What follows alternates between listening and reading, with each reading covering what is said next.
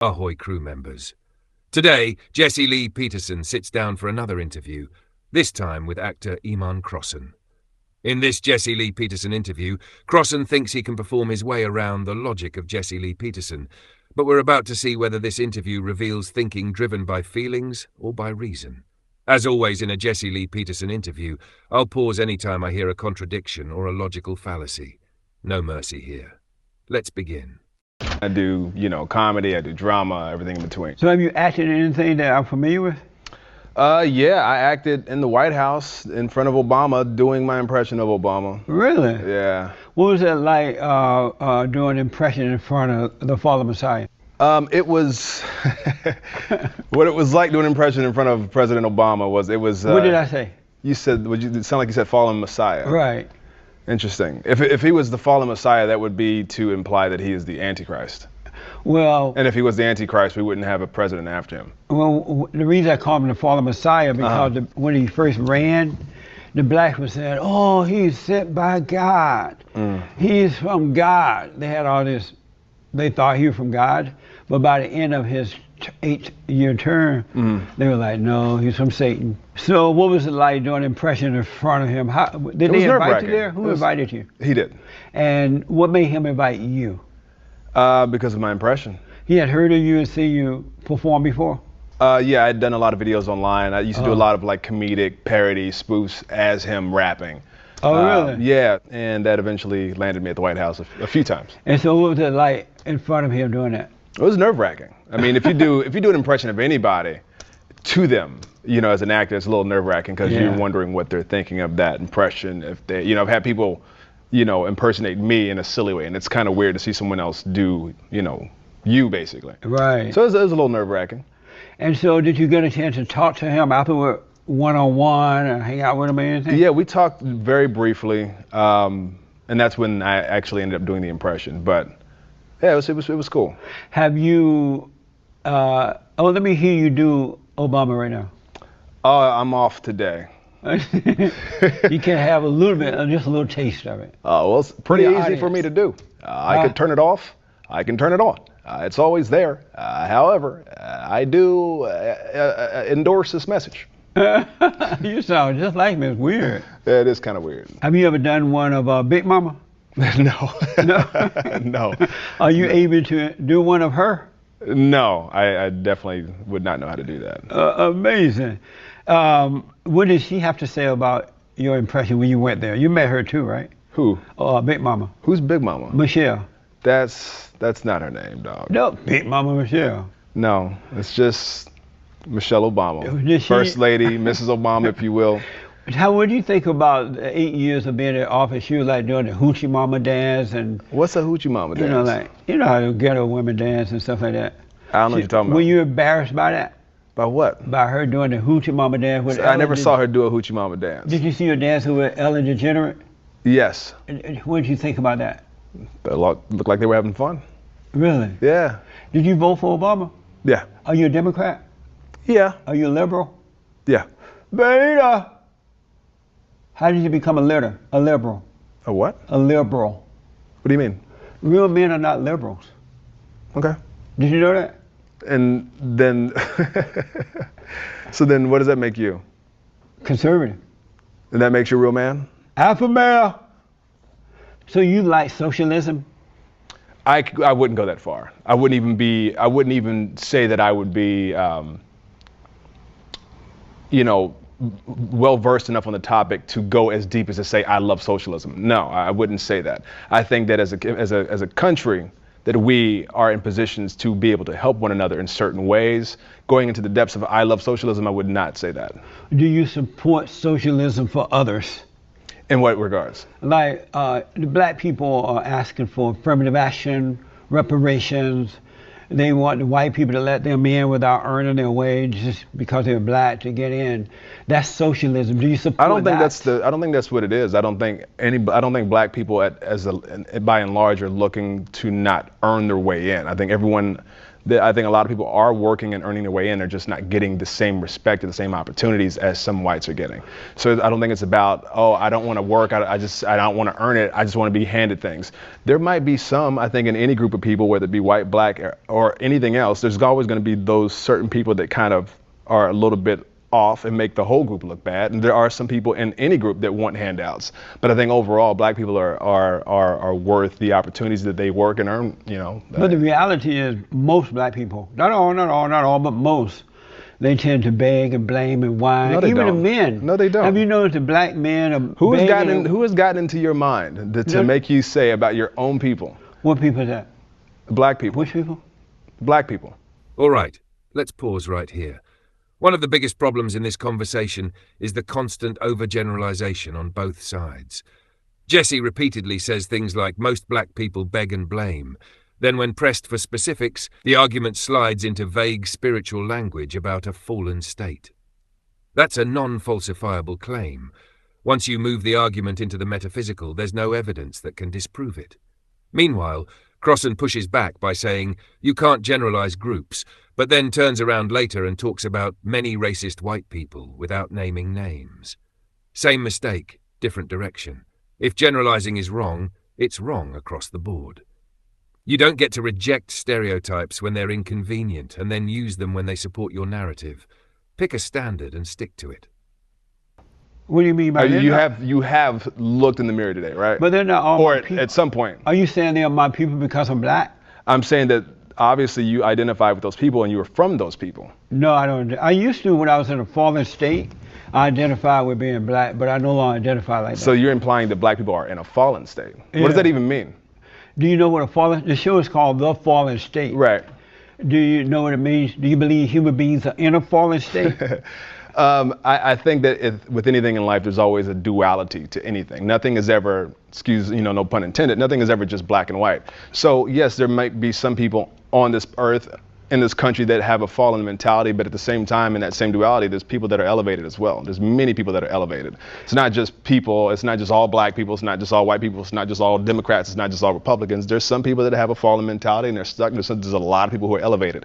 So you can't say that most black people beg and whine, because they definitely don't. But of all the cultures around the world, especially in America, it's mostly, there are other people following them now and trying to hook onto the wagon and beg and get free stuff. But if you notice, most black people lead the way in begging and blaming. Not really. Even There's the more. men. There's not really. Have you noticed that men don't even stand up? They beg the white man. I don't know what begging you're talking about. I mean, if you were to pull up something like welfare, there's more white people on welfare than blacks. Because there are more white people than black, but for the percentage of blacks, there are more blacks on welfare than whites. Right, if you go by percentage, but the point is there's still more white people on welfare, and they've had more time to get it together, no? Why do you think so many young people are into socialism? I have no idea. I can't speak for them. You'd have to ask the ones who are into socialism. You notice that they are into it, right? No, I'm just going off of what your question. I haven't studied the youth to know that they're into socialism. I haven't seen that. You don't pay What I've attention seen is people that are usually of a Republican influence tend to label it as socialism because it's a good soundbite. What would you label it as? Well, it depends on what you're talking about. That's a very broad stroke of the brush. If you This welfare exchange is a classic example of statistical framing games. Jesse claims a higher percentage of black Americans are on welfare. Crosson responds by saying more white people receive welfare overall due to population size. Both statements can be true at the same time, but neither actually answers the core question, why the disparity exists. Instead of digging into causation, family structure, incentives, policy design, the conversation gets stuck in a numbers tug-of-war. That's a red herring. Stats without context don't prove moral conclusions. Saying more whites are on welfare doesn't refute concerns about dependency rates, and saying higher percentages doesn't explain underlying causes. This is what happens when data is used as a shield instead of a tool. Notice, what's that black woman name? The really nutty one. Camilla Harris and Cory Booker and the woman, the little Indian wannabe woman out of Boston. They're all promising socialism, and the blacks are they loving promising it. socialism, or are you labeling it again? We're going to give you free education. We're going to pay off your student loan. We're going to give you free health care. We're going to give you free everything. Is that socialism? A few days ago, you tweeted that black actors are getting more opportunities in film and TV. Did black people earn these opportunities? I'm not these actors. What do you mean? Do you believe that now that they're getting more opportunities in film and TV, did they earn that? You would have to talk to those actors. I would be inclined to say yes. And how did they earn it? Which actor are you talking about? Why do you say yes, they earn it? Did I say that? Yeah. That's you would have to say yes, they earn it. How would they have earned it? How did they earn it? By acting.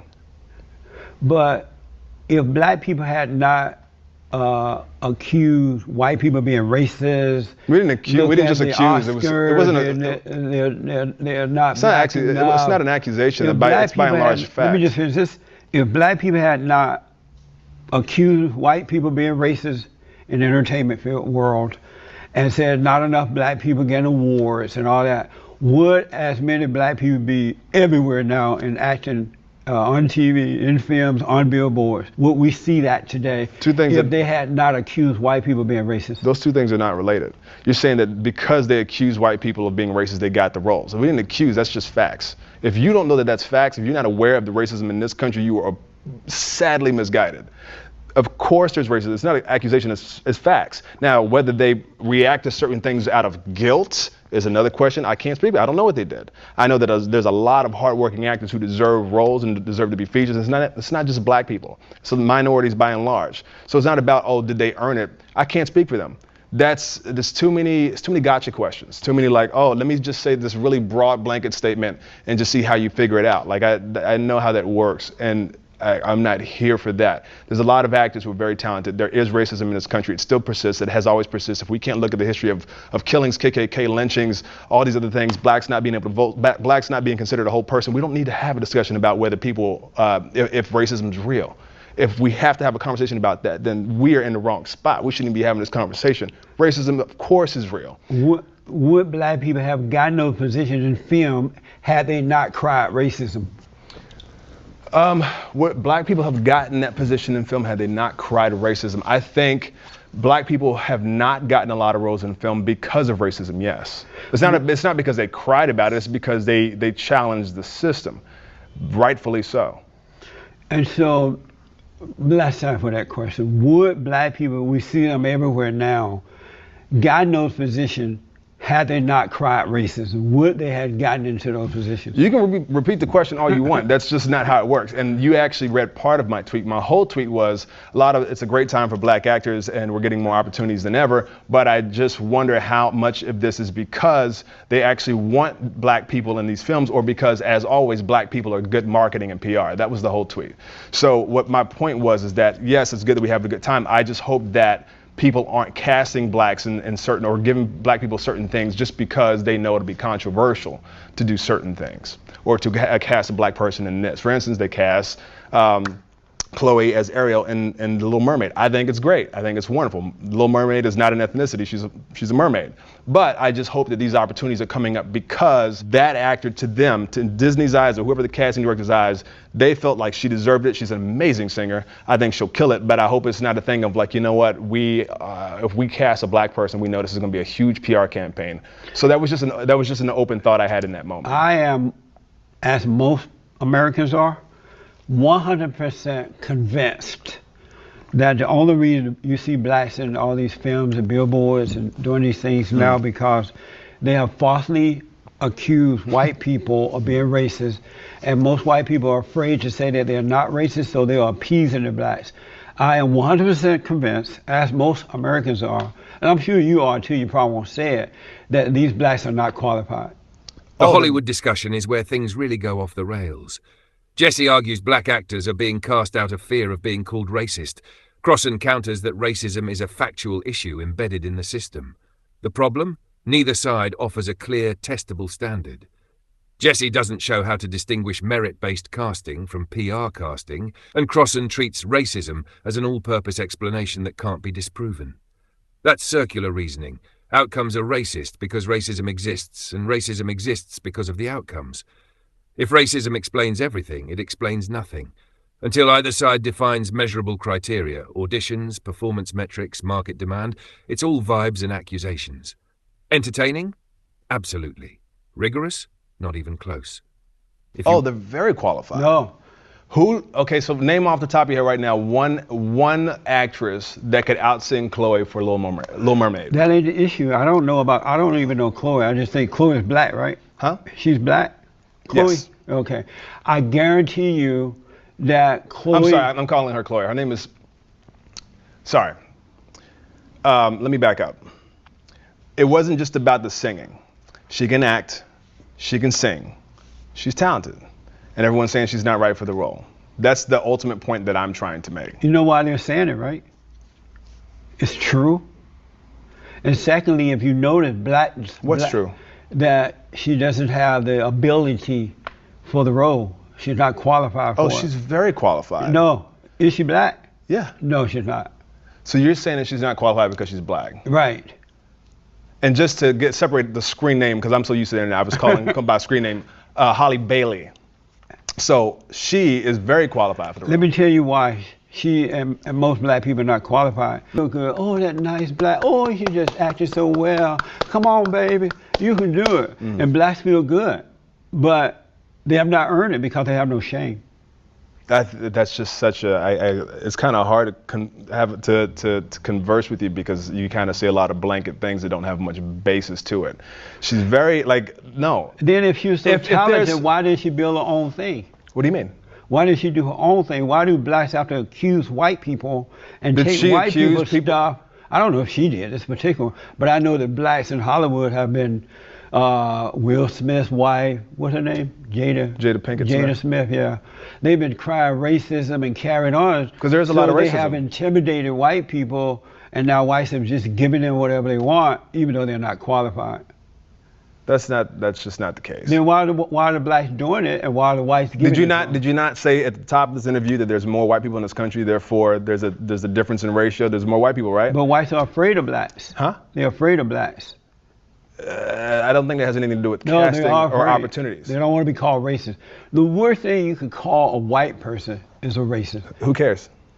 You don't care about white people? No, I'm saying who cares if that's the worst thing you can say to a white person. You don't care that affects whites in a negative way to falsely accuse them? Not if they're actually racist. If someone's actually racist, then, I mean, you call it what it is. If I was actually racist, call it what it was. Are white people racist? That's a blanket statement, once again. Are white people racist? Are white people racist? Yes. Blanket statement. What do you question. mean a blanket statement? It's a very broad question. You can't say, because you can't just say, you can't lump a group of people together and say, are they racist? So are there a lot of racist white people? Yes. Are white people in general racist? You can't label everybody like that. Do you know any white racist people? Of course I do. I was born in Kentucky. Who do you know that, tell me the name of somebody that you know and they're racist? Donald Trump. Donald Trump, the great white hope is a racist? Yeah, because he's a great white hope, but not a hope for everyone else. Do you know, how do you know he's a racist?